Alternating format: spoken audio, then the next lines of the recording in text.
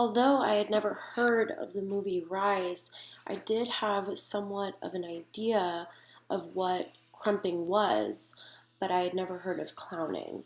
Before watching this movie, I knew that crumping was a very high energy type of dance that involved some borderline aggressive movements. After watching Rise, I learned that clowning involves these very over exaggerated types of movements as well.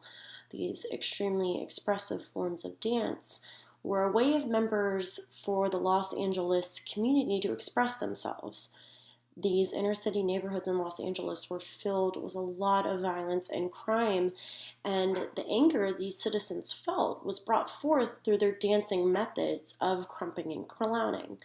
Both of these styles of dance soon became the main outlet for young adults and teenagers who were constantly being surrounded by aggression. Dancing became the better channel over resorting to drugs and fighting violence with violence. Tommy the Clown was sort of the voice for this movement.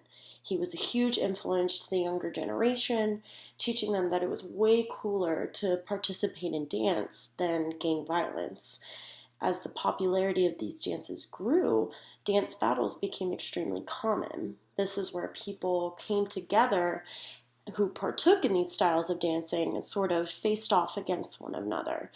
For many of these participants, these battles became about so much more than winning. It gave them an occupation that kept them on a straight path, keeping them out of the vicious cycle of violence these neighborhoods were experiencing. I personally came to love these styles of dance for their hidden purpose. I think it takes a lot of discipline and self control to perform many of the moves involved, and that concentration helped keep these teenagers focused on bettering themselves.